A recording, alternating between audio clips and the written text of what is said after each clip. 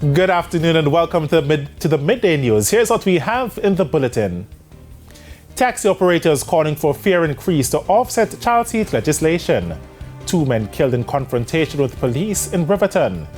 And later in sports, Windies and Zimbabwe locked in key battle after day 4 of first test in Bulawayo. Thank you for joining us. I'm Shane Masters and here are the details.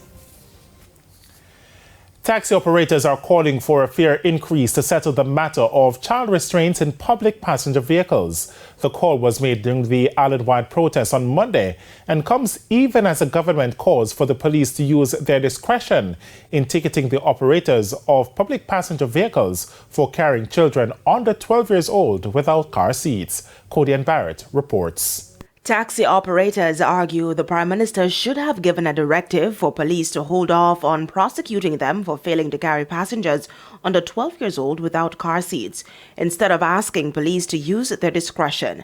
Prime Minister Andrew Holness gave the directive on Friday to allow the National Road Safety Council time to review the implementation of the new Road Traffic Act. That first review will be done this Thursday. Still, taxi operators say up to Saturday, they were still being ticketed for the offense. I noticed one young lady up here so have a baby, and I see 3 vaccine load leave her in place. And I observe 2 more load and me load and leave her there because we don't have any car seat and we cannot carry her, but because we reach around the road because the police them out, we're gonna get for 5,000 and we're making only $1,250. The government is sending a message to me that I should come out of taxi bills, and when I see the children on the road and the rain falling, I must drive left them. Because me now put no seat on my car, 4 people I carry. And that's left mothers like this Hanover resident in a tight spot, despite her own efforts to conform to the new rule. Day before yesterday, while I was here with my son, I had him pinned on to me in this, and no taxi driver don't want to bring me because they said they don't want any ticket. I have a car seat and my stroller, and when I'm bringing the car seat before the law passed, they didn't want to bring me in the car seat. She argued the government should have given the taxi operators ample time to prepare for the car seat rule and even make them readily available for the operators to buy and install in their vehicles. For this father of 4 from St. James, it's impractical to have a booster seat for his 10-year-old daughter who's almost as tall as he is. If I'm going out on a road trip with my kids, I would have to have 4 car seats. It's not every time I can take them to school. I have to allow these drivers to take my kids to school. Thank you, sir. And how much of them gonna have car seats? So my kids are gonna have to go in 3 different cars to go to school. To settle the continued outcry over the car seat rule, a taxi operator from St. Mary suggested this compromise. Then catch us with 4 kids in the back, they must say we overload. So only can come with this half fare thing with children if you cut out.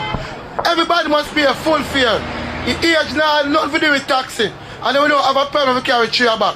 Cody and Barrett, TVJ News.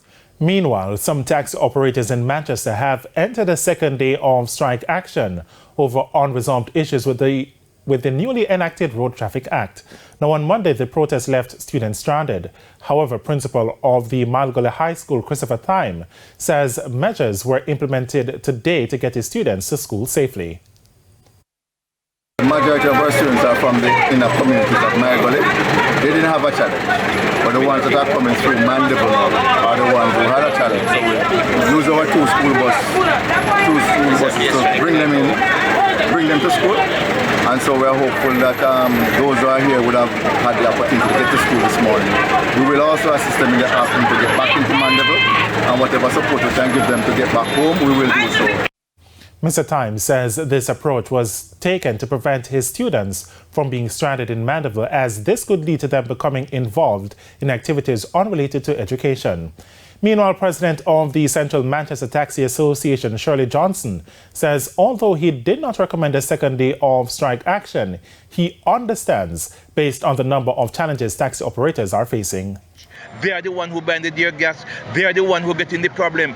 One of the biggest problems that they're having right now, if they go to Savlamar and get a ticket, and they live in Mandeville or live in Kingston, they have to drive all the way back to pay that ticket. So they are saying that if you get a ticket, it could be paid in any parish, because it's the government system, and it is causing them a lot of problems. That's why some of the tickets is not paid. Mr. Johnson is calling on the government to resolve the issues in order to prevent more protest action by taxi operators. And there is more debate about the glaring issues with the traffic system, which have been highlighted by the implementation of the new Road Traffic Act.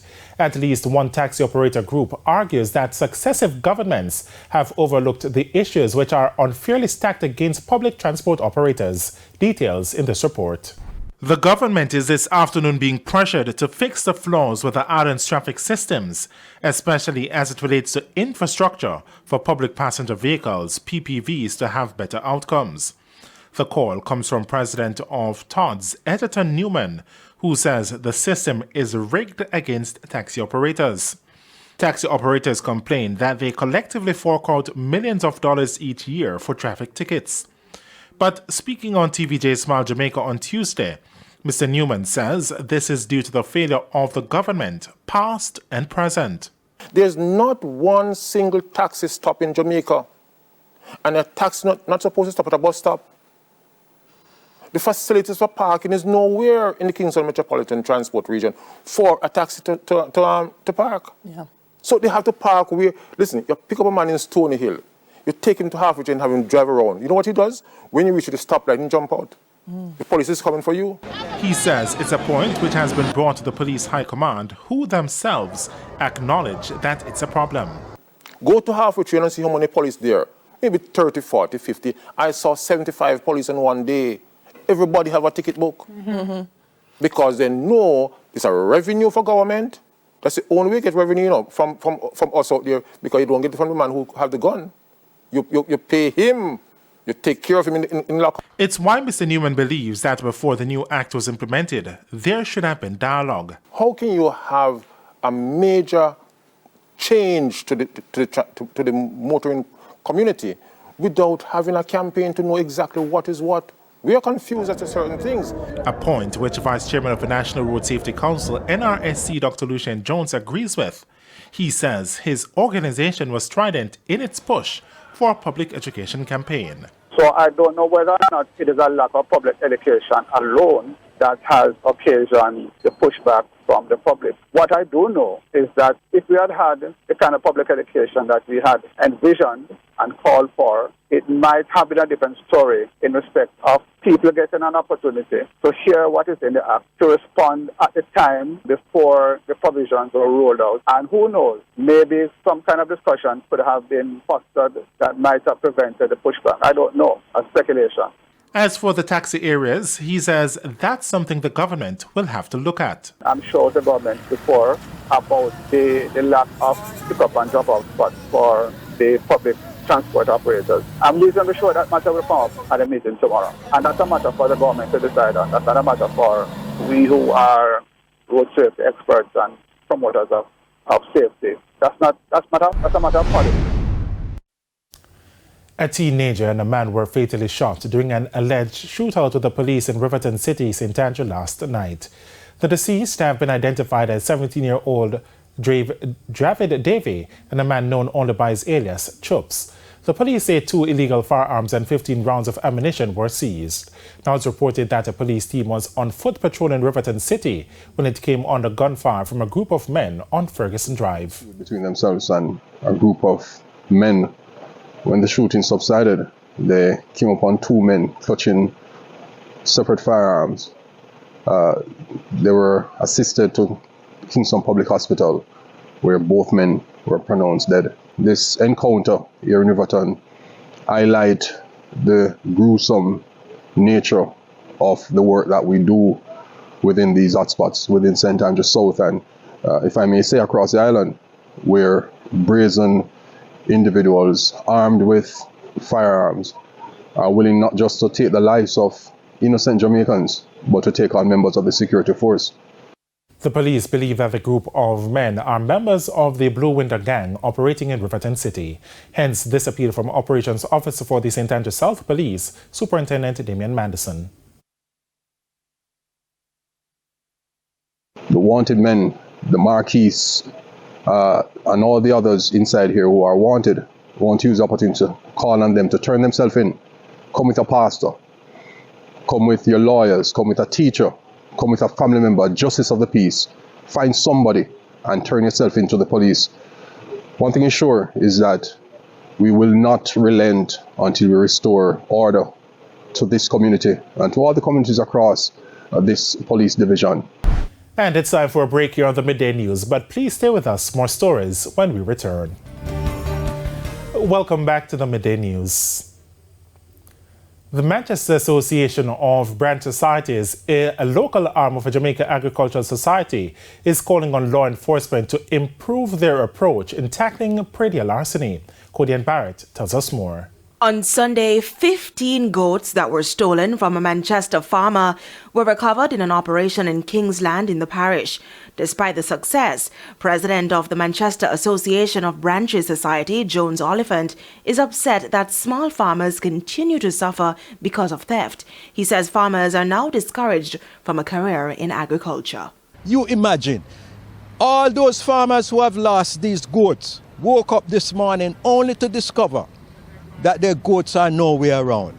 That is poverty. That is how we breed poverty in this country. That is how the country is underdeveloped, because the small man cannot be developed. And once the small people cannot be developed, the country cannot be developed to its truest potential. And Praedial larceny is one of those scourges that we have to face as farmers in this country. 4 men were arrested in connection with the theft of the animals, and a car believed to have been used in that and other past criminal activities was seized by the police. But Mr. Oliphant says the issue of Praedial larceny has been treated with scant regard by the police. He added that the Praedial larceny unit that was set up by the Jamaica Constabulary Force for the parish has been inefficient, mainly due to a lack of enhanced mobility. At one location, I numbered 21 units that are immobile. At another location, there is 15.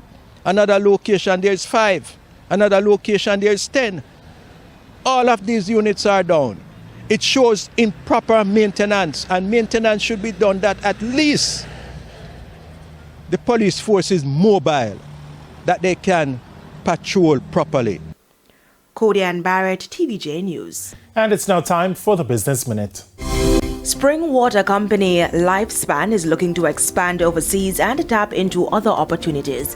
CEO and founder of Lifespan, Nyana Williams, says the aim is for Lifespan to become a household name.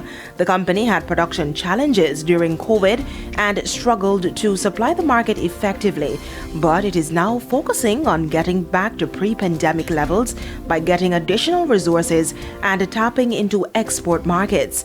The brand is now focusing on producing at 100% rate by employing more locals, which would make it the largest single employer in Portland. And for business overseas, energy giant BP has reported record annual profits as it scaled back plans to reduce the amount of oil and gas it produces by 2030. The company's profits more than doubled to $27.7 billion in 2022 as energy prices soared after Russia invaded Ukraine. Other energy firms have seen similar increases, with Shell reporting record earnings of nearly $40 billion last week. It has led to calls for energy firms to pay more tax as people's bills soar.